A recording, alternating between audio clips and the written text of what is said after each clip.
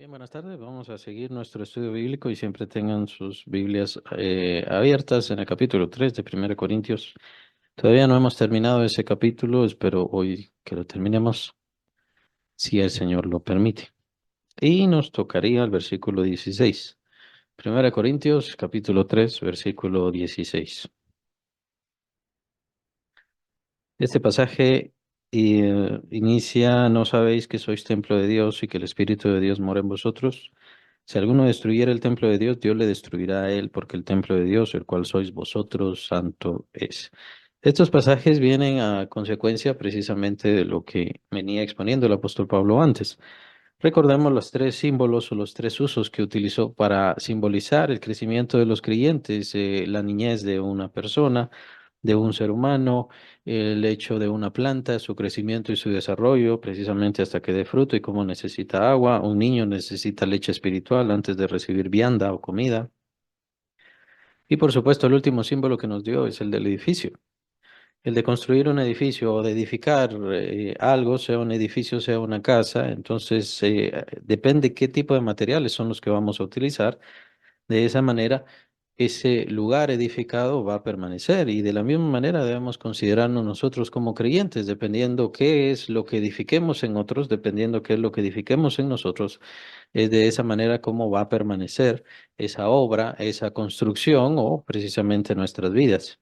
Pues vendrán problemas, vendrán dificultades, vendrán situaciones difíciles, y esto es precisamente para probar la edificación que se ha hecho, para probar qué es lo que se ha construido en ese creyente o en todos nosotros como creyentes. Para eso nos sirven los problemas, y es por eso muchas veces que el Señor lo permite. No digo necesariamente que todo el tiempo es así, pero es precisamente para que nos demos cuenta qué tipo de edificación somos nosotros como pueblo de Dios. Ahora, el apóstol Pablo entonces salta ya a dejar un poco el símbolo de lado y a hacernos entender que ciertamente todo esto se aplica a nosotros, y que literalmente estamos siendo construidos para un propósito, para un efecto, para un destino mayor, mucho más maravilloso, y es precisamente lo que vemos en los versículos 16 y 17, lo que acabo de leer. Y es que somos templo de Dios. Somos templo de Dios. Es muy interesante. Si tomamos el orden de lo que hemos venido hablando, sea desde el Romanos, incluso lo que vimos también en Gálatas, nos expone completamente toda esta teología tan importante que es el ser templo de Dios. Ser templo de Dios significa que Dios viva en nosotros. Ser templo de Dios significa que Dios quiere expresarse a través de nosotros. El templo de Dios, obviamente, lo vemos en los tiempos del tabernáculo, lo vemos en los tiempos del templo de Salomón, pero el verdadero templo, el templo real, el templo maravilloso, el templo predilecto que Dios eligió, fue precisamente su Hijo. El Señor Jesucristo, el Hijo de Dios, el que caminó sobre esta tierra, en aquella tierra de Judea, pues fue precisamente el templo perfecto de Dios. Es por eso que la gloria de Dios cuando vino el Señor Jesucristo fue mayor que cualquier otra gloria que haya visto el templo. Y el templo, un templo no hecho, no construido de manos, no hecho por los hombres, no a la forma y a la costumbre o a la usanza que los hombres quisieran, sino un templo perfecto para Dios, un templo ideal. En él tengo contentamiento, dice el Señor, cuando envía esa voz celestial a hablar y dar testimonio precisamente sobre su Hijo en el tiempo del bautismo y también en el tiempo de la transfiguración. El Señor habla y no lo dice con respecto a nadie más que solamente con respecto a su Hijo. En él tengo contentamiento. Este es mi Hijo amado. A él oíd. Y todas estas palabras. ¿Por qué? Porque era templo de Dios. Él era la expresión de Dios. A donde iba, Dios estaba, y es gracias a él precisamente que vino el templo y que vino sobre todas las cosas el reino de Dios. El reino de Dios es la presencia de Dios sobre las personas o en las personas, en los hogares, en las vidas de las personas, y esto es gracias a que nos hemos convertido en templo de Dios. Ahora, si tomamos lo que venimos hablando y lo que vimos la semana pasada, tenemos que entender que estamos siendo construidos precisamente para hacer ese templo predilecto para Dios. Y seguimos siendo construidos para hacer ese templo predilecto para Dios. Vemos en los símbolos Como un niño lo que necesita es leche, como una planta lo que necesita es agua para ir creciendo, para irse desarrollando.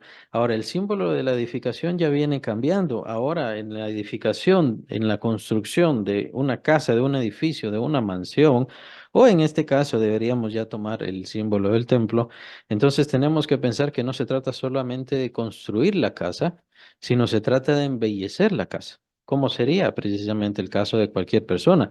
Uno no simplemente quiere las paredes y quiere las puertas y se acabó, y todas las necesidades básicas. Eso no es lo que uno quiere.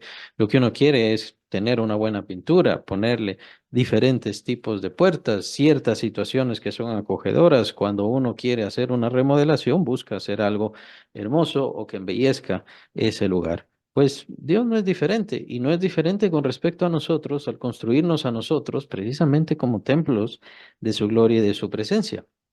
Dios entonces no solamente quiere que crezcamos, Dios entonces no solamente quiere que nos desarrollemos, Dios entonces no solamente quiere que maduremos, quiere todas esas cosas, quiere que maduremos y que por supuesto seamos sagaces lo suficiente como para entender los males, las acechanzas del diablo, sus mentiras y todo lo demás, y poder juzgar entre una cosa y la otra y no dejarnos llevar por lo malo.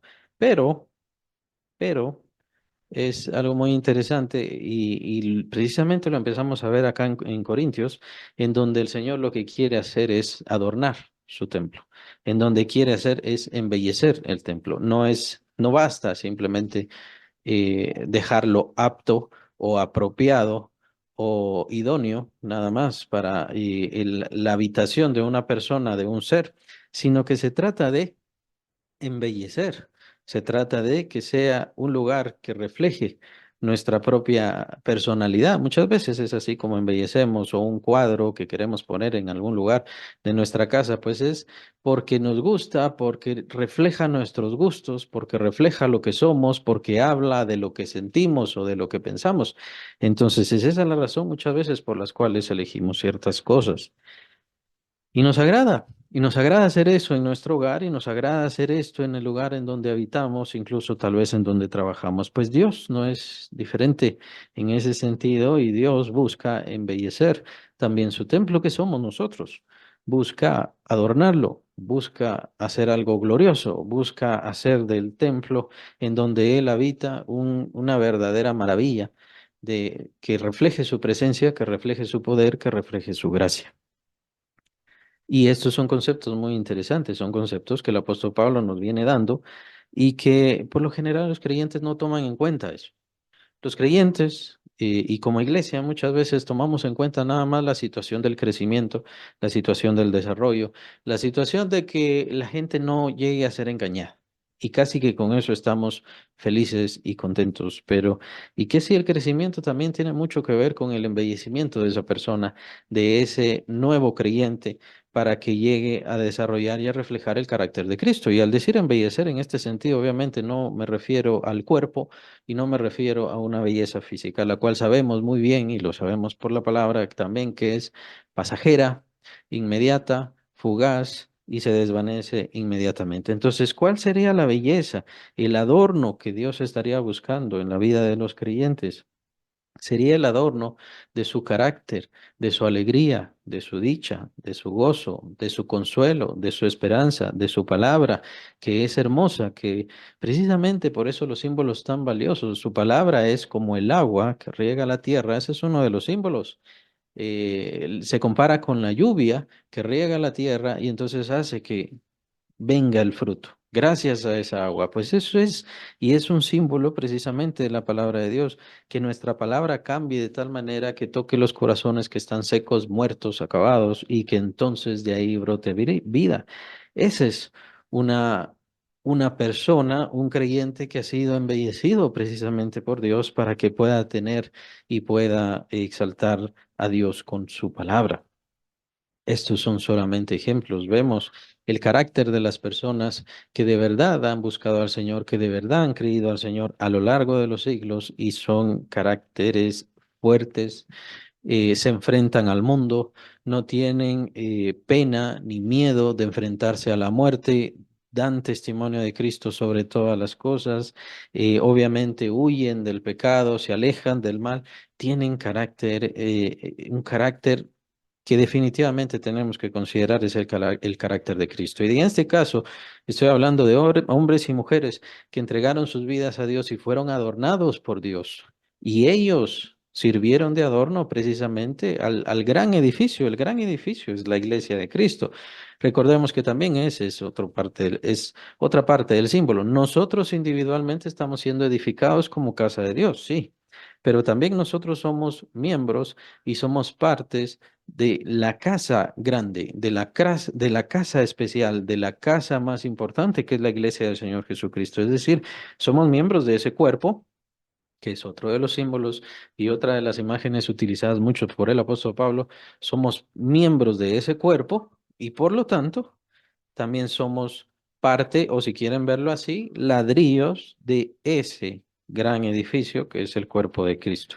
El cuerpo de Cristo es la iglesia del Señor Jesucristo, Él es la cabeza y nosotros somos parte de ella. Individualmente estamos siendo edificados y esa casa de Dios, esa iglesia grande, la iglesia universal está siendo edificada. De hecho, está siendo edificada desde el tiempo de la muerte de nuestro Señor Jesucristo. Y Él como la piedra del ángulo con su sacrificio, Él es la piedra del ángulo con su sacrificio, con su esfuerzo y con el derramamiento de su sangre. Y por supuesto, los fundamentos son los apóstoles. De ahí viene edificándose toda esta iglesia universal que con el paso del tiempo ha ido desarrollándose y así y está siendo edificada por Dios. Es un concepto muy importante. Dios está edificando su casa al paso de los siglos con todos los hermanos que estamos añadiéndonos a la iglesia universal, a la iglesia del Señor. Y universal es muy importante entender que no queremos decir todas las personas están adentro de la iglesia. Sabemos por la Biblia que eso no es así. Todas las personas son hijos de Dios. Para nada. Eso no es así. Solamente estamos hablando de los creyentes. Cuando digo en este momento la iglesia universal, me refiero a todos los que hemos creído en Cristo a lo largo de la historia. Todos somos parte de esa única iglesia, todos somos parte de ese único lugar y todos nos vamos a reencontrar y vamos a vernos y vamos a sentarnos a la mesa del Señor cuando lleguemos a su presencia y estaremos con gozo y con dicha. Dios entonces no solamente ha hecho crecer a su iglesia y no solamente nos hace crecer a nosotros, sino que también quiere embellecer nuestro carácter, nuestra mente, nuestro corazón, nuestros pensamientos, que todo nuestro ser interior, espiritual, refleje a Dios constantemente en su belleza, en su gloria y en su fortaleza, por supuesto. Todo eso es parte de los adornos. Por eso me llama mucho la atención esta imagen del versículo 12 cuando habla el apóstol de si alguno edificare oro, plata, piedras preciosas, hablando de diferentes materiales, pero son materiales para qué en una casa no necesita propiamente oro, plata no necesita una casa propiamente para ser edificada, pero sí la necesita para ser bella, para ser hermosa, para ser una casa gloriosa. Y eso es lo que quiere el Señor. Lo que quiere el Señor es una casa gloriosa. Vimos en los pasajes anteriores que el apóstol Pablo les dice a los corintios, yo les di de beber leche y no vianda porque no son capaces todavía de recibir eso. No son capaces de recibir lo más fuerte, lo más sólido, pero yo creo que aquí el apóstol Pablo les está dando precisamente pistas muy valiosas y muy maravillosas de qué es lo que quiere hacer Dios, de qué es lo que está buscando Dios, aunque son imágenes, y es cierto que tenemos que discernirlas espiritualmente, y entendería que los corintios tenían que entenderla, especialmente por la reprensión que está haciendo el apóstol en su carta. eh, el apóstol no les está dando leche, sino les está dando vianda, está haciéndoles entender cosas superiores.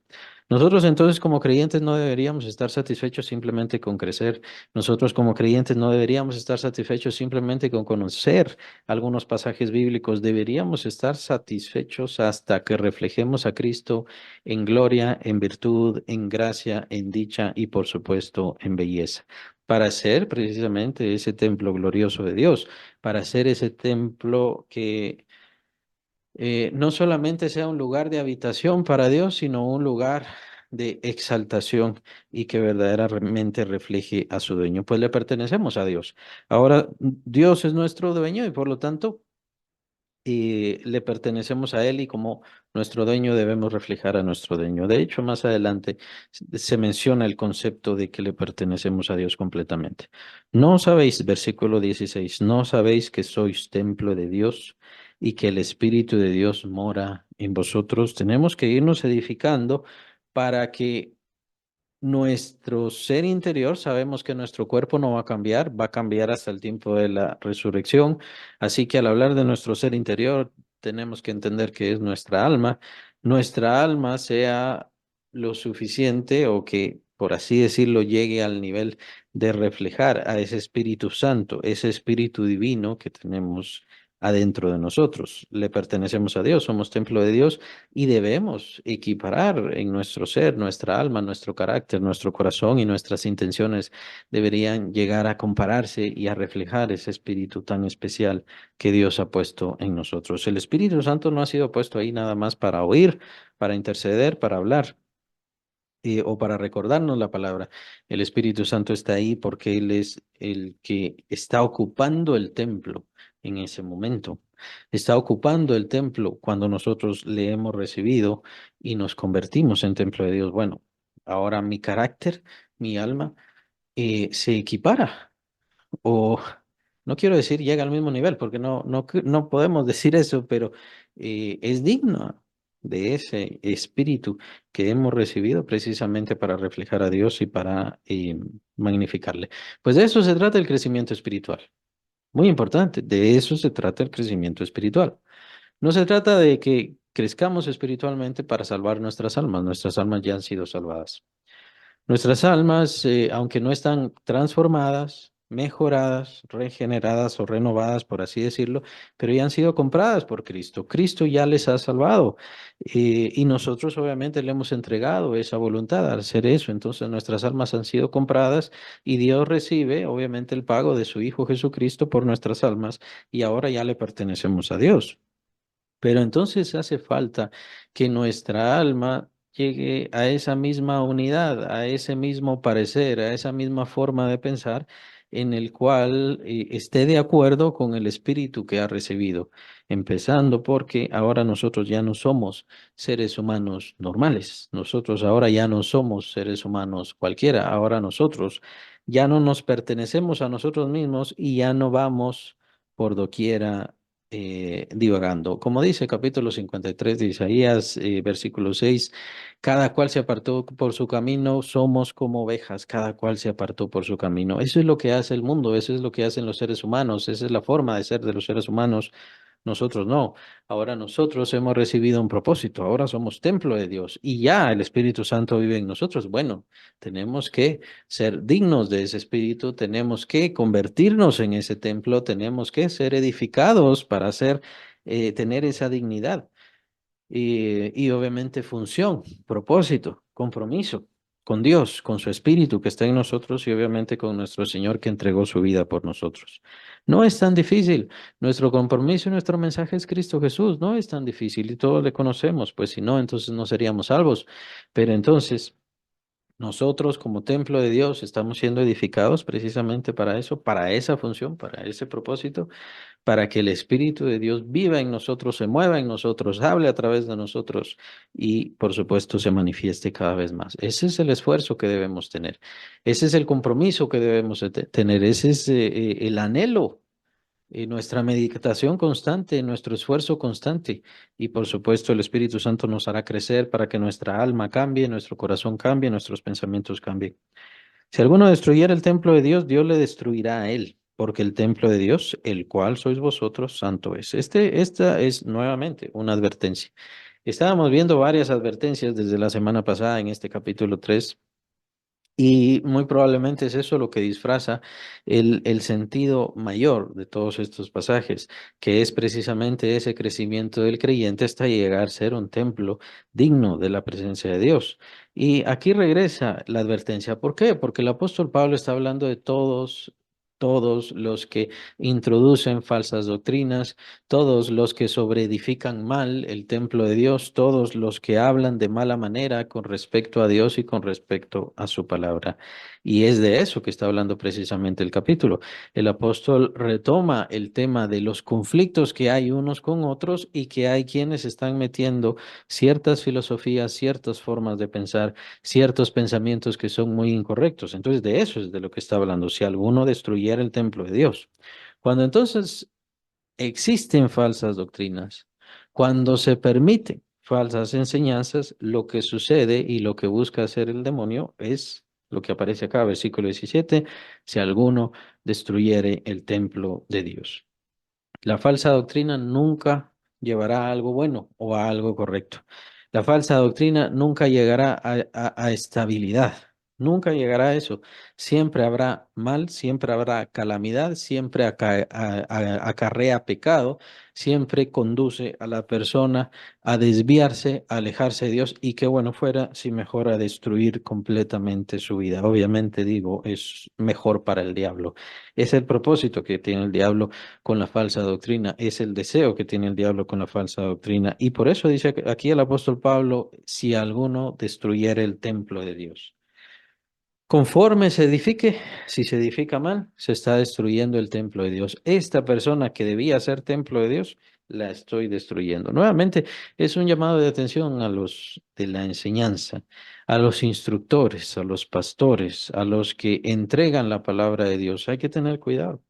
Hay que tener cuidado y tener mucho cuidado de destruir el templo de Dios, porque si no, o porque si sucede, perdón, si sucede que se destruye el templo de Dios, Dios le destruirá a él. Dios es celoso. Dios es celoso con su palabra y Dios es celoso con su propósito. Sabemos cuál es el propósito, que cada una persona que cree en Cristo llegue a ser templo de Dios.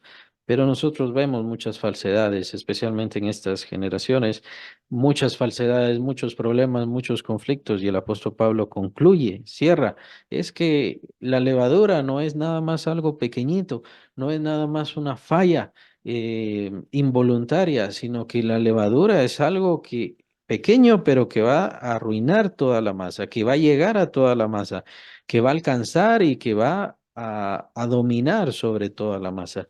Así es precisamente la falsa doctrina. De eso se trata la falsa doctrina porque se trata de sobreedificar de mala manera. Y es a tal grado tan terrible que terminan destruyendo el templo de Dios. Hay muchos agentes de destrucción del templo de Dios. El Señor Jesucristo dice, así como hubo falsos profetas en el pueblo, así habrá falsos maestros entre ustedes, falsos maestros y falsos profetas también vendrán. Y ahora vemos muchos que están destruyendo el templo de Dios. Les dan pan, les dan algo alegre, les dan algo que llena les da un poco de alegría, pero no llena sus corazones, no les hace crecer, no les transforma y por supuesto tampoco los prepara para ser templos de Dios. Por esa razón, dice el apóstol, la sentencia es Dios le destruirá a él. Ya está la sentencia dada. Hay que tener mucho cuidado. Al edificar, al enseñar, estamos edificando a esta persona o a este grupo o a esta familia como pueblo de Dios. Si lo hago mal, si lo hago de mala manera, si no lo hago bien, Dios los destruirá a ellos, a quien dio, obviamente, la falsa doctrina.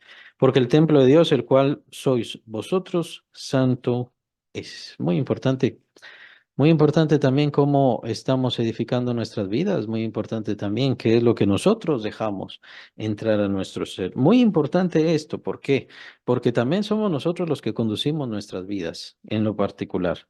Y como la gran mayoría de personas, bueno, yo hago mi voluntad y lo que yo quiero, eso es lo que decido y eso es lo que me gusta hacer y es lo que seguiré haciendo por el resto de mi vida. Bueno. Pues el problema es que al venir a Cristo, usted ya no tiene voluntad sobre su vida. Usted se vuelve templo de Dios y por lo tanto Dios es quien tiene voluntad sobre su vida. Su vida, su cuerpo, su ser se ha vuelto un ser santo. Es decir, ha sido apartado para Dios. Se ha vuelto a la voluntad de Dios, al deseo de Dios y a lo que Dios quiere sobre su vida. Eso termina siendo lo más importante. Eso termina siendo lo principal.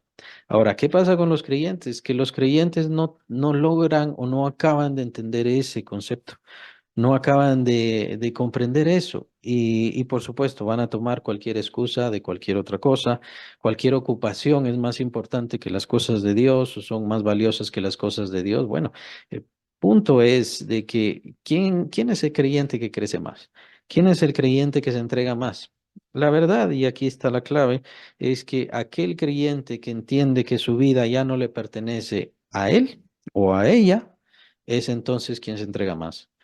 Su vida le pertenece a Dios, sus propósitos le pertenecen a Dios y con esto no estoy diciendo que sea malo tener hijos, familia y todo lo demás, todo eso es bueno, es dado por Dios, pero considere cuál es la voluntad de Dios para su familia.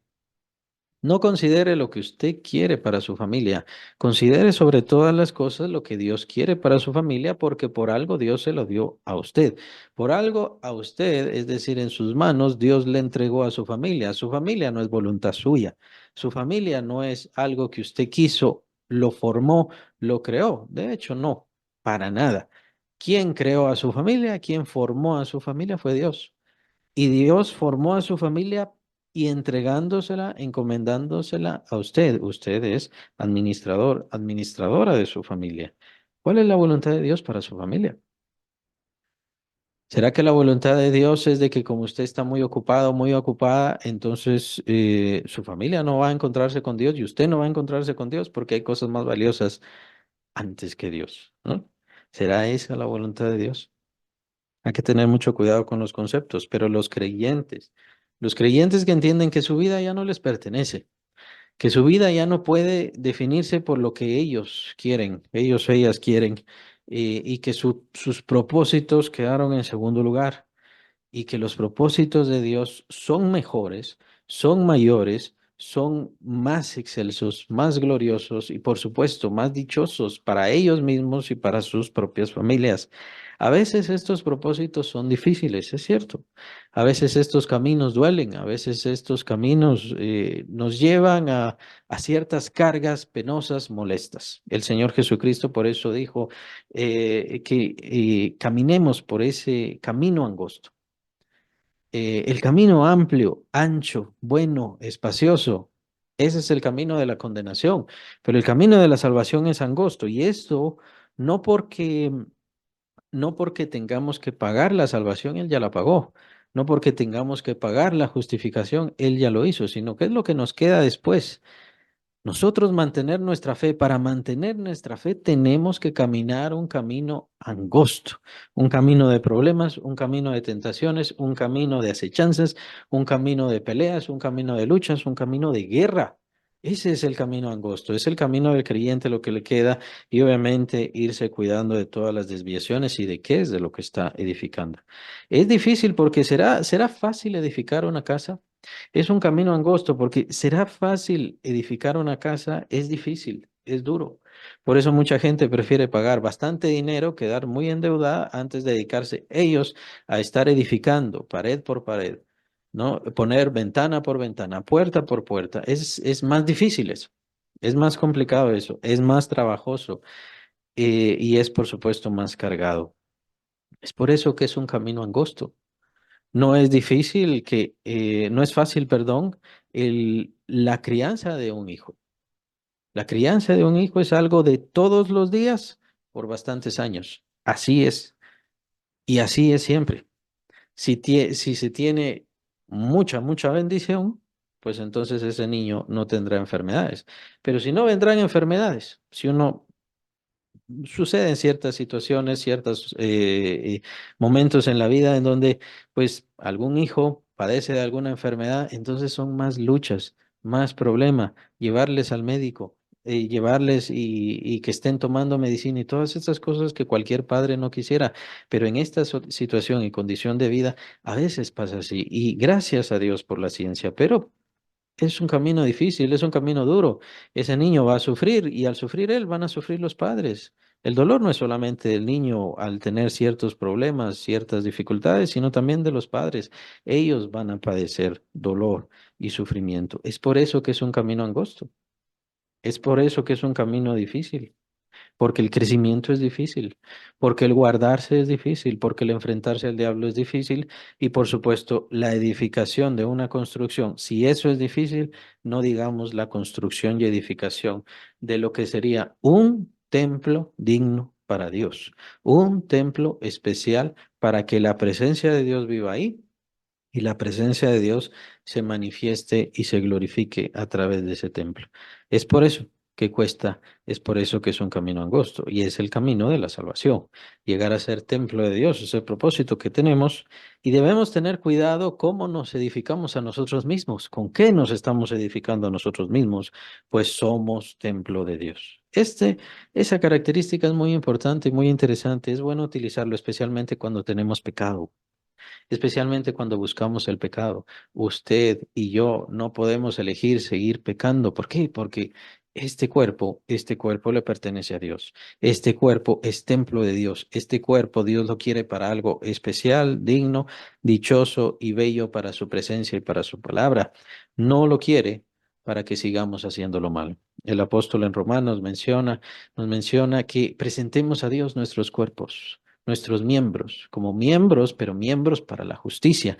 Ya no los usemos para el pecado, sino que presentemos nuestros miembros a Dios como miembros de justicia. Llegará el momento en que serán glorificados, nuestro cuerpo será glorificado y será algo maravilloso, con luz y fortaleza y eternidad y todo lo demás, sí, pero en este momento también ahí esa es parte de la lucha, esforzarnos en que nuestros miembros no sean para seguir pecando, sino para Dios. Y tenemos como primera parte eso, Dios ya los compró, a Dios ya le pertenece este cuerpo, le pertenece a Él como miembro de su iglesia, como miembro de su cuerpo, como parte de su iglesia especial. Y en sí, cada cuerpo de cada creyente es templo de Dios. Bien, pasamos a los siguientes versículos. El apóstol Pablo va saltando del concepto del ser templo de Dios hacia otros conceptos muy interesantes. Y siempre recuerdo también lo de la sabiduría, como este versículo 18 donde vamos a leer ahora.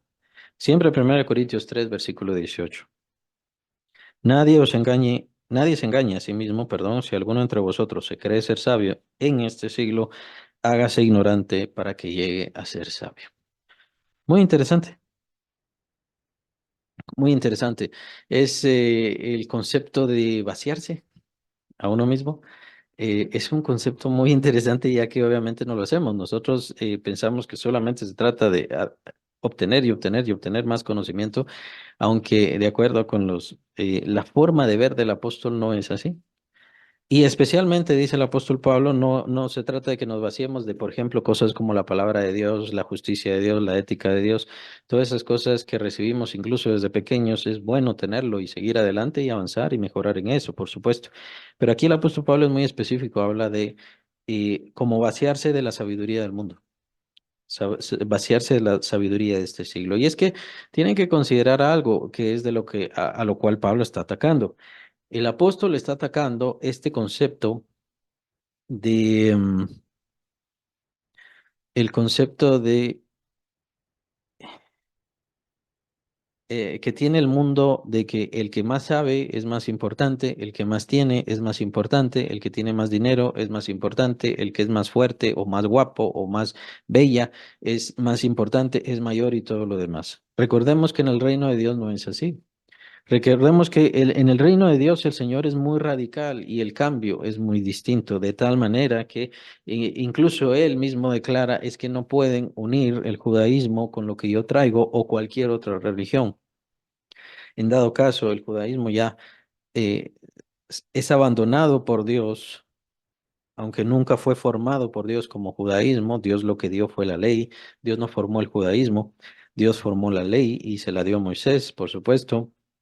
Pero es importante abandonar todo eso. Es importante abandonar todo eso porque los conceptos del mundo están en esas formas de pensar, en esos medios, en esas situaciones, en esas razones. Incluso aquello de ojo por ojo, diente por diente. De esas cosas, incluso, aunque está en la palabra de Dios, sí es importante vaciarse de eso. Es importante vaciarse de eso. ¿Por qué? porque ahora viene el Evangelio, viene el reino de Dios y vienen los conceptos de Dios, los conceptos divinos que son mucho más importantes, mucho más valiosos y más bellos, por supuesto. Y a lo que quiero llegar es el entender de que, como decían los corintios, yo soy de Pablo porque Pablo fue el primero que vino, Pablo es un verdadero apóstol, Pablo vio visiones y todo lo demás, entonces es alguien importantísimo por todas estas cosas es muy importante, así que yo soy de parte de él. Ahora otros veían, por ejemplo, a Apolos, que era un gran predicador. Apolos era un gran predicador y entonces, debido a su retórica, su forma de hablar, su predicación tan contundente, tan importante, un grupo dijo, bueno, esas cosas me atraen, esas cosas son importantes para mí, así que yo soy parte de Apolos. Y en el caso de Pedro o Cefas, como le llama el apóstol Pablo, pues muy probablemente ese grupo que se dejó llevar hacia decir que le pertenecían al apóstol Pedro, muy probablemente lo que decían, bueno, Apolos no era uno de los 12 y el apóstol Pablo tampoco era uno de los 12 que estuvo con el Señor Jesucristo desde el principio de su ministerio. En cambio, el apóstol Pedro sí. Así que nosotros somos parte de eso. Y lo que quiere decir el apóstol Pablo es que nosotros ya no pensemos de esa forma con respecto a las cosas de Dios, porque esa es la forma de pensar del mundo. Y esa es la forma de concluir del mundo. Muy interesante, ya que nos está hablando de que no nos dejemos llevar por la lógica nada más simplemente porque nos parece lógico. La lógica muchas veces se equivoca. Y en ese caso podríamos decir, como seres humanos, dejarnos llevar porque estos son los más importantes, estos son los pilares y todo lo demás, pero llegar a ser división adentro de la iglesia es muy delicado precisamente por estas razones. En el mundo, como decía, la persona más importante, más fuerte, más hermosa o con más dinero, con más capacidad, bueno, esa es la más importante y la más valiosa. La Biblia es todo lo contrario en eso. Prueba de eso, aparte de muchos otros pasajes, pero prueba de eso, es lo que dice el Señor Jesucristo, quién es el mayor y el gran ejemplo que da el Señor Jesucristo ante sus discípulos cuando ellos tenían esta duda, cuando querían saber quién era el mayor. Bueno, el Señor Jesucristo, ¿qué es lo que hace? Toma a un niño, a un pequeño, y lo pone ahí en medio de todos y dice, si se hacen así como este niño, ese es el mayor. Y el que sirve a todos, ese es el mayor. Entonces, en el reino de Dios los conceptos cambian. En el reino de Dios la forma de pensar, la forma de sentir, la forma de ser cambia y así debería ser adentro de la iglesia, así deberíamos ser nosotros como creyentes con un concepto diferente al de los seres humanos. Es decir, si queremos ver ciertos ejemplos, en una pelea, en un conflicto, en una lucha, lo que el mundo nos dice que es lo que normalmente vemos en el mundo, lo que nosotros también queremos hacer, pues estamos chapados al mundo. Lo que queremos hacer es regresar el golpe, lo que queremos hacer es regañar, lo que queremos hacer es regresar el insulto y eso es lo que lógicamente hacemos y lógicamente concluimos, pero esa es la sabiduría del mundo. Lo cierto es que al hacer eso, entonces nosotros somos los que perdemos. Nosotros somos los que nos aminoramos, los que nos degradamos a nosotros mismos. Siendo templos de Dios, nos estamos degradando cuando nosotros hacemos eso, cuando hacemos las cosas que al mundo quiere o desea. El apóstol Pablo está llamando la atención. Lo que acabo de decir es nada más un ejemplo. Entre tantos ejemplos, debemos dejar de pensar como el mundo piensa, debemos dejar de hacer las cosas como el mundo las hace y empezar a hacer las cosas como Dios quiere y como lo desea en su reino. El apóstol entonces está llamando la atención. Dejen de tomar la sabiduría del mundo como la gran cosa. No es la sabiduría del mundo la gran cosa, que hay que estudiarla, sí, que hay ciertas cosas importantes, éticas, morales y ese tipo de cosas, situaciones. Está bien, pero tomemos la sabiduría de Dios. Tomemos el pensamiento de Dios. ¿Qué es lo que Dios quiere? ¿Qué es lo que Dios desea? En cuanto al ejemplo que acabamos de ver con respecto al crecimiento y lo que vemos en el capítulo 3 de 1 Corintios, pues tenemos que entender que el verdadero creyente es aquel creyente que ha nacido de nuevo y el creyente que está creciendo es aquel creyente que se está desarrollando y llegando a convertirse en templo de Dios. Es decir, empieza a manifestar a Dios, a hablar como Dios habla, a pensar como Dios piensa, a conocer lo que Dios conoce y ese tipo de cosas. Ese verdaderamente es un creyente o una creyente que ha crecido. espiritualmente, mientras que en muchas iglesias, diferentes iglesias y diferentes conceptos. El concepto del creyente que ha crecido es el creyente que canta más bonito, el creyente que canta más espiritual, el creyente que sabe muchísimos versículos de la Biblia, perdón, y si sabe muchísimo de la Biblia, ese creyente ha crecido. Pero ¿será que se ha alimentado? ¿Será que se ha ido desarrollando? ¿Cómo camina espiritualmente? ¿Cómo está su relación con Dios? Hay que seguirle llamando la atención, hay que seguirle advirtiendo las cosas. Si a un creyente hay que seguirle advirtiendo, tiene que venir a la iglesia porque es importante para su crecimiento y para que permanezca en la fe del Señor, ese creyente no ha crecido, no se ha desarrollado, sin importar qué tanto conozca de la Biblia, sin importar que se conozca todas las historias de la Biblia, ese creyente no se ha desarrollado. Si hay que nuevamente jalarles a que vengan a oír la palabra, vengan a estar en el estudio, vengan a estar en la predicación, vamos a servir al Señor, vamos a evangelizar y todas estas cosas, los creyentes no se han desarrollado. No digamos si hay que advertirles. Cuando a un creyente hay que advertirle, eso es prueba de inmadurez en ese creyente.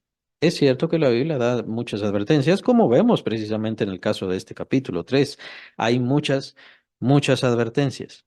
Pero cuando un creyente madura, cuando un creyente ha crecido, cuando un creyente ha caminado en el amor hacia Cristo, ya no necesita advertencias. Lo hace de su propio corazón, de su propio interés, de su propio anhelo. Busca al Señor, ama estar con el Señor y no necesita que le estén golpeando, llamándole atención, jalándole de alguna cosa ni ninguna cosa así, con ciertas disciplinas o diferentes cosas. Eso es lo que tenemos que buscar y tenemos que ver esas señales precisamente en la inmadurez de los creyentes.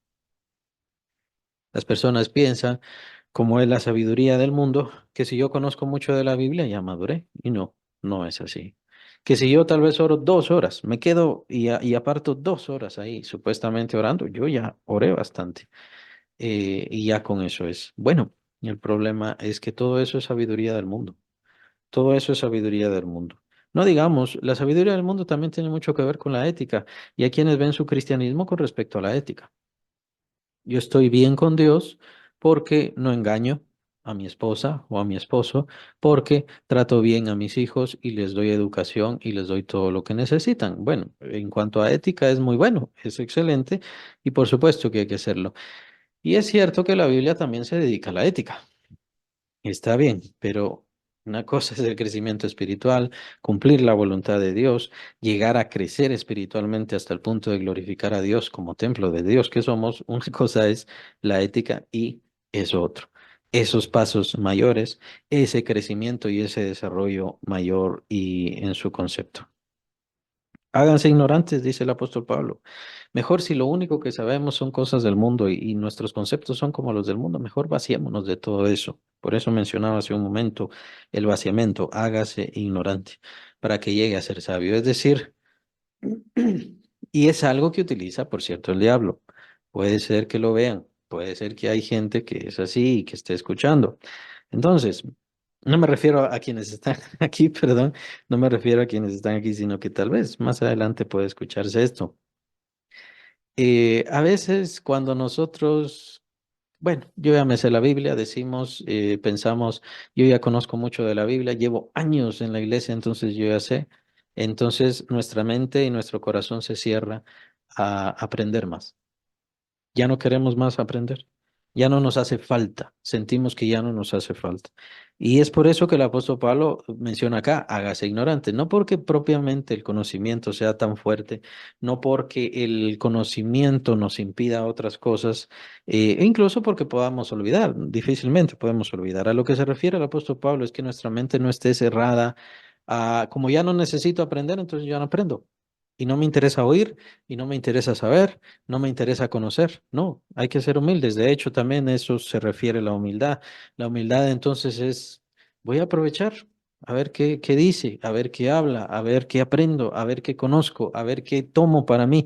Aunque yo ya conozca, aunque yo ya sepa, aunque sea maestro, aunque sea maestra de la palabra de Dios, yo quiero oír. para ver qué puedo aprovechar más para mí y qué ganancia para mí. Eso es un reflejo de humildad y la humildad es muy importante precisamente en los caminos del Señor. Versículo 19. Porque la sabiduría de este mundo es insensatez para con Dios. El apóstol Pablo ya califica esos conceptos humanos naturales como insensatez de una vez. Insensatez. Entonces, no pongamos nuestra mente, nuevamente digo, tenemos que ser sagaces, inteligentes, coherentes, conscientes. Las cosas que este mundo produce, aunque son muy buenas, la ciencia es muy buena, Dios la permite y todo lo demás, pero al final, por más que llegue en su sabiduría, su conocimiento, su comprensión de las cosas, termina siendo insensatez para Dios. Eh, Simplemente un ejemplo de eso es el ateísmo. El ateísmo todavía se están discutiendo entre si Dios existe o Dios no existe. La conclusión de los ateos menos calórica, más sobria, por así decirlo, la conclusión de los ateos es de que no existe evidencia y todavía están en eso. Quieren ver evidencia de Dios, o sea, como si ellos pudieran contemplar a Dios de alguna forma en lugar de contemplar a Dios a través de las cosas que ven, que conocen o que son ellos mismos. Es imposible que ellos existieran si no fuera por Dios, pero eso ellos no lo entienden y no les importa entenderlo. Es ahí en donde yo veo más elementalmente esta sabiduría del mundo, que es insensatez, es una ruina, es algo que no sirve para nada. Entonces, el apóstol Pablo quiere que nosotros no nos atemos tanto a la forma de pensar del mundo, a la forma de concebir del mundo, a la forma de entender el mundo, y que es precisamente la forma como nosotros aprendimos a entender, por así decirlo. Que necesitamos en Cristo Jesús una forma nueva de entender las cosas. Pues es espiritual, ahora nosotros somos espirituales, estamos en el reino de Dios. Hemos ganado la eternidad no por nosotros, sino porque la hemos recibido por ese regalo especial que Dios nos ha dado y nos ha dado ese regalo individual a cada uno. Pero si queremos tomar y crecer y desarrollarnos en ese ambiente espiritual y en esa nueva eternidad que nosotros hemos recibido y lo queremos hacer con los preceptos y los conceptos que antes teníamos de la humanidad o que traemos de nuestra humanidad, pues difícilmente vamos a avanzar. Difícilmente vamos a avanzar en este mundo. Usted es si pasa las clases, si usted tiene el título, si usted tiene el diploma, entonces usted es. Puede ser que no aprendió nada, pero usted ya es. ¿Por qué? Porque simplemente lo puede comprobar. En este mundo no digamos cosas como la justicia. En este mundo no existe la justicia. Se trata de si el abogado logró probar o no probar. Y entonces esa es la justicia. La justicia es muy maleable, se transforma mucho y hace lo que quiera. Ya entonces depende del juez. El juez puede estar convencido que esa persona es culpable, pero las pruebas no estaban bien, pero la forma de tomar las pruebas fue mala, pero cualquier cosa puede ser, cualquier detalle pueden utilizar para falsear la justicia y entonces la justicia no puede ser aplicada.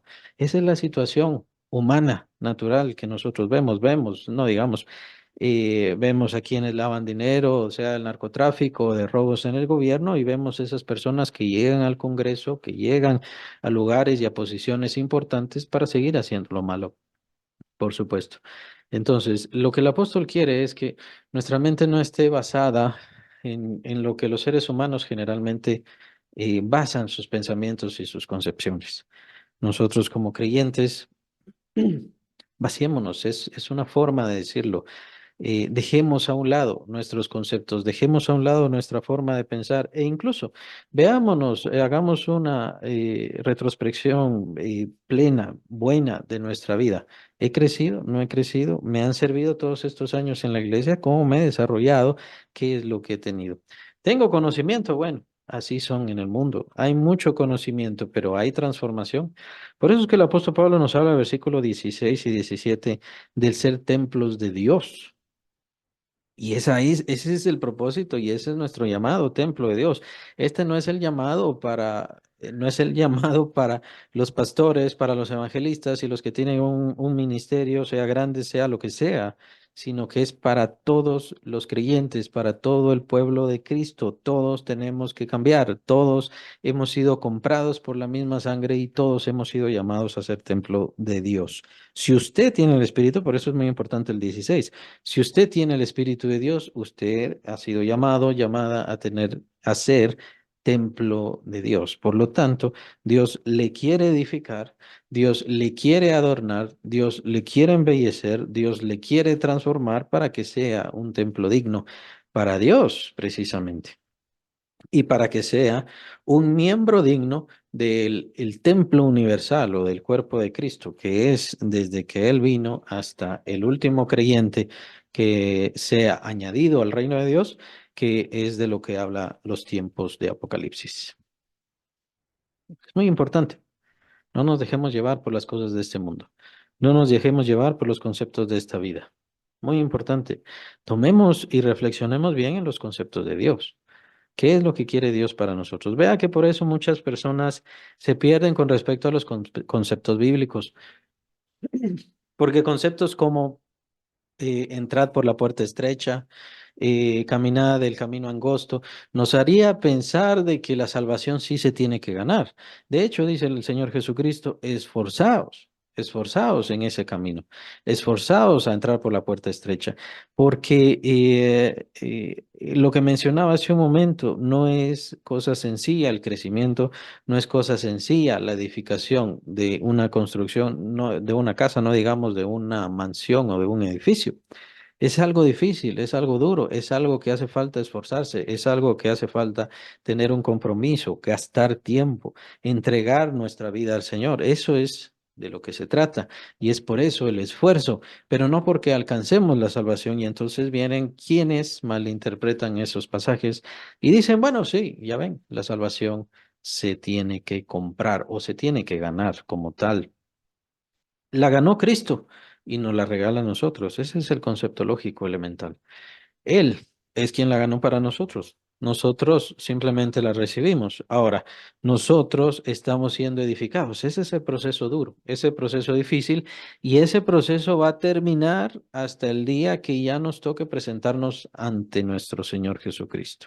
Hasta ahí terminará ese proceso.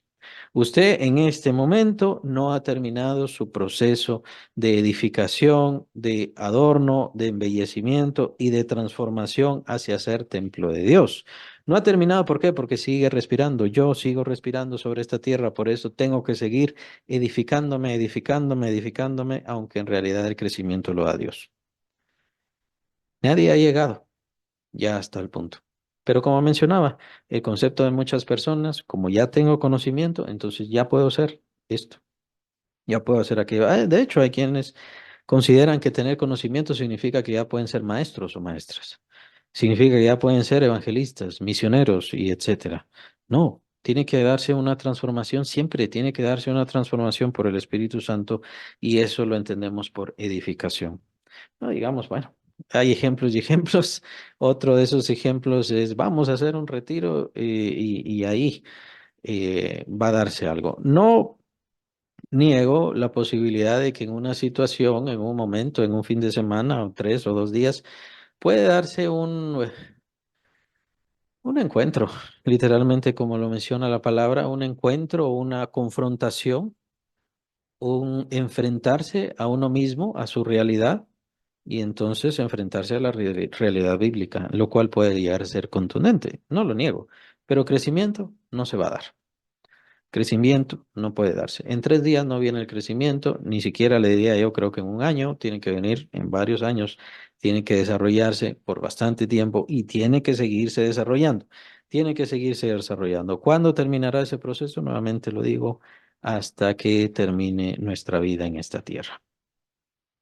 Tenemos que perseverar en ese conocimiento y a veces para hacer eso, para seguir en nuestro crecimiento, es importante vaciarnos de nuestros conceptos, dejar a un lado nuestros conceptos. Yo lo que estoy haciendo ya con eso es suficiente. ¿Será que es así? Lo que estoy haciendo y lo que pongo para el Señor, ya eso es suficiente. ¿Será que es así? La verdad es que el Señor va exigiendo poco a poco. No le va a exigir todo en un instante, pero sí lo va a ir exigiendo poco a poco Y qué mejor si hasta llegar a todo. Pero depende del llamado de cada quien, depende del propósito de Dios para cada vida, depende de cada persona, depende de lo que Dios quiera para cada persona. Pero lo que Dios quiera y demande de usted, tómalo en cuenta, que el Señor no lo va a pedir inmediatamente porque sabe que no lo va a hacer, sino que será poco a poco, irá tomando de su vida. Y es justo eso, por supuesto que es justo. ¿Por qué? Porque somos templo de Él, le pertenecemos a Él, Él nos compró, Él es nuestro dueño, Él es el dueño de nuestra vida. Así que si yo le doy al Señor una hora, pero ahora ya quiero darle 3 horas, es perfectamente justo y es perfectamente correcto. Y si el Señor no me quiere dar esto, es perfectamente correcto. ¿Por qué? Porque le pertenecemos a Él, que es precisamente lo que mencionan estos otros pasajes con los cuales el apóstol termina su capítulo 3. Vamos a ver, versículo 20. Primera de Corintios 20, y otra vez, el Señor conoce los pensamientos de los sabios que son vanos. Estos son pasajes que tienen que ver con el dejen de pensar como la gente del mundo. Dejen de considerar las cosas como la gente del mundo. Ahora consideren esto. El apóstol cierra con estas palabras. Son muy importantes y espero que las mediten por bastante tiempo. Versículo 21. Así que ninguno se gloríe en los hombres, porque todo es vuestro. Más adelante en sus cartas el apóstol Pablo nos va a decir de que nos gloriemos. Y es que el creyente se tiene que gloriar, sí, de Cristo. Cristo Jesús es la fuente de su gloria, de su dicha, de su esperanza, de su consuelo, de su ánimo, de su fuerza y sí, también de gloriarse. Es decir, si usted se va a sentir de algo orgulloso, si debe sentirse de algo orgulloso, como decimos acá la expresión creído, siéntase creído, creída por Cristo. Él es yo lo tengo, usted lo tiene, el mundo no lo tiene, el mundo no sabe nada, el mundo todavía está discutiendo muchos de ellos si Dios existe, cuando es más que claro, y a nosotros se nos ha revelado, y a nosotros nos ha hablado, y a nosotros nos ha mostrado, a nosotros nos ha tomado y nos ha dado el propósito. Y como dice el Señor Jesucristo, no temáis manada pequeña, porque a vuestro Padre le ha placido daros el reino, a usted le ha placido darle el reino Dios, es decir, Dios ha tenido gozo, alegría con que usted vaya a recibir toda la eternidad. ¿Y esto por qué? Porque usted amó a Cristo. Y esto lo recibimos gracias a Cristo. Así que si nos vamos a sentir creídos, si vamos a sentir orgullo y vamos a tener ese ánimo y esa expresión y a sentirnos por sobre todas las cosas mayores que en el mundo, que sea por Cristo Jesús, pues le hemos recibido y Él verdaderamente nos ha recibido en su reino y nos espera un reino glorioso y dichoso.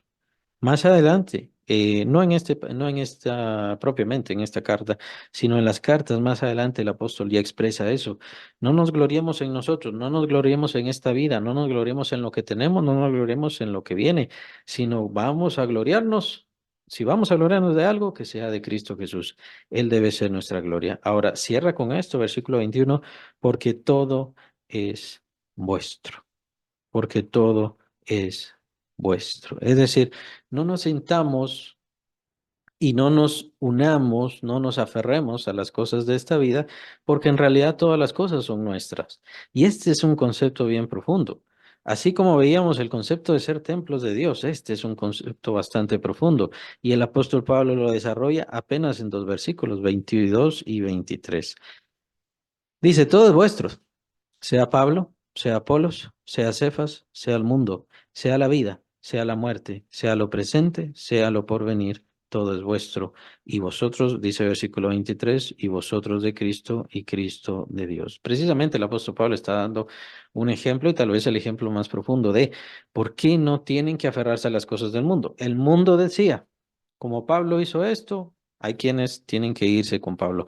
Como Pedro era esto o tenía estas características, entonces tienen que irse del lado de Pedro. Y es lo mismo con Apolos. No, dice el apóstol, el concepto espiritual y el concepto eterno que hemos recibido de Dios, y dice el apóstol, la revelación que yo he recibido es esta, que todas las cosas les pertenecen a ustedes. Todas las cosas les pertenecen a ustedes. Menciona, sea Pablo, sea Apolo, sea Cefas. ¿Por qué menciona a estos siervos de Dios? Porque Dios los tomó como siervos para servicio de ustedes. ¿Y quién es mayor? ¿El que sirve o el que es servido? En el concepto elemental tenemos que entender que el que es servido es el dueño.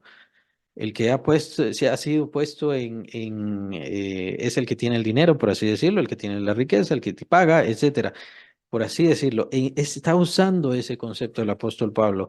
El hecho de que sea Pablo de ustedes, Apolos y Cefas, significa de que ellos son siervos de Dios y Dios los ha tomado a ellos y los ha preparado a ellos para que sean los servidores de los dueños de todas las cosas, o sea, de los creyentes, dueños de la iglesia. O sea que la iglesia es dueña de todas las cosas. Los siervos entonces están en la iglesia para servir a la iglesia, que es la dueña, que es la encargada, la que ha recibido el dominio, la gloria, la belleza, la presencia de Dios. Entonces, los siervos están ahí para procurar, para cuidar, para administrar. Más adelante, el apóstol Pablo se llama a sí mismo también administrador de los misterios de Dios. El apóstol Pablo le está diciendo a la iglesia, ustedes están en un lugar muy superior, más alto que cualquier cosa de este mundo, que cualquier cosa de esta vida, que cualquier cosa presente, que cualquier persona que ustedes vean afuera. Y nosotros, aunque somos parte de la iglesia, diría el apóstol Pablo, aunque somos parte de la iglesia, en este momento estamos en un lugar de humillación porque estamos en un lugar de servicio. Y ese es el verdadero lugar de un apóstol. El lugar de un apóstol no es sentirse el rey y dueño y amo y señor de la iglesia, para que logremos entender y captar la idea de qué es verdaderamente un apóstol, ya que así como estamos viendo las características de la iglesia, y Corintios las dos cartas de Corintios son las cartas eclesiásticas por excelencia, tenemos que entender este lugar de los apóstoles. Y vamos precisamente a ver las características también de los apóstoles y de estos grandes siervos de Dios. Y entonces tenemos que comparar. ¿De verdad son apóstoles los de hoy? ¿De verdad? ¿Están sirviendo al Señor? Viéndolo desde el punto de vista frío, aparte del robo, aparte de divorcios, aparte del lavado de dinero, no vamos a hablar sobre eso, sino simplemente vamos a hablar de las características propias de un apóstol. Y aquí lo estamos viendo. El apóstol Pablo, él en sí mismo se está humillando. Debido a su servicio, él se está humillando. Él es parte de la iglesia. Él es parte y él es dueño de estas cosas, así como lo está declarando a la iglesia, pero él se está humillando a sí mismo por hacerse siervo de Cristo. Ese es un verdadero siervo de Dios. Ahora, sea el mundo, dice el apóstol Pablo, consideren que el mundo está en esta tierra y todavía existe gracias a los hijos de Dios.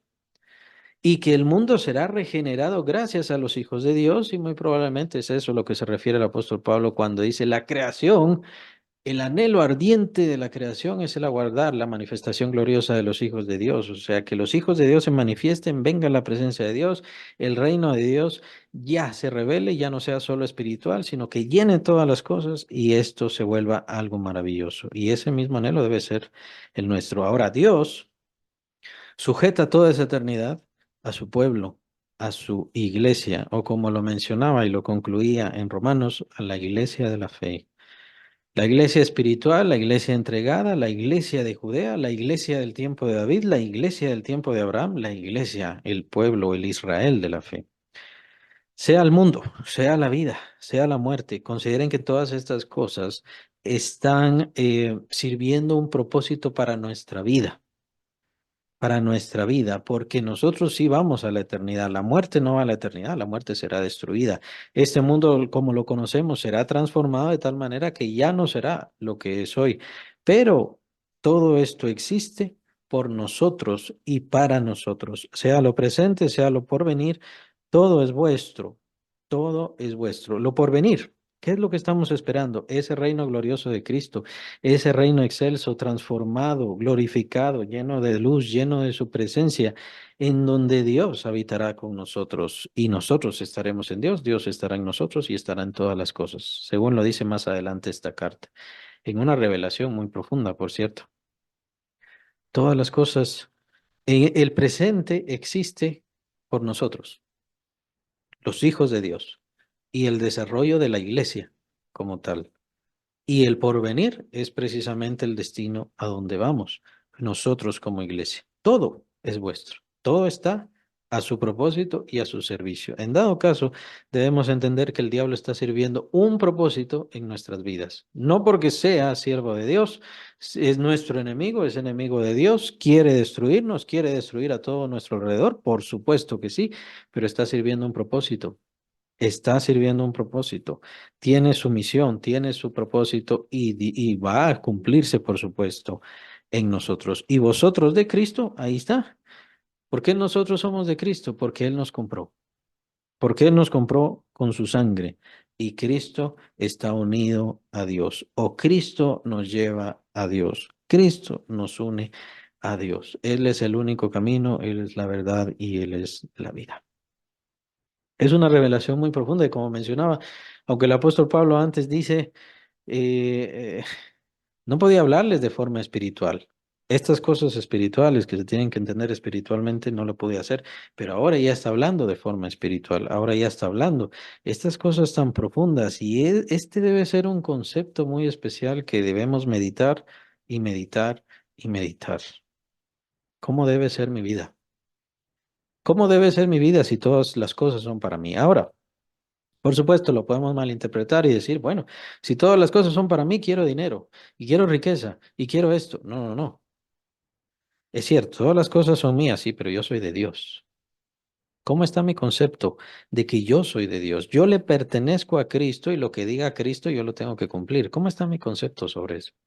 Entonces tenemos que valorar cuál es el propósito de Cristo al entregarme todas las cosas, al entregarme esta familia, al entregarme este dinero, al entregarme esta enfermedad, al entregarme estas cosas. Y no lo digo porque la enfermedad sea una disposición directa de Dios, es una situación que viene con el mundo y Dios lo ha permitido. Pero ¿por qué? ¿O para qué? ¿Cuál es su función? ¿Cuál es su misión? ¿Qué es lo que quiere hacer Dios? ¿Y cómo? El propósito de Dios va a cumplirse. Y el propósito de Dios no está perdido para todos nosotros. Es lo que menciona el apóstol Pablo, versículos 16 y 17, que lleguemos a ser templos de Dios, que lleguemos a ser un templo digno de Dios. Es por eso, como dice en Efesios, que debemos llegar a la igualdad, por así decirlo, del conocimiento y de la fe del varón perfecto, que es el Hijo de Dios. Tenemos que cambiar nuestros pensamientos, tenemos que ser transformados, tenemos que pensar con la mente de Cristo, lo cual ya vimos también precisamente en el último versículo del capítulo 2.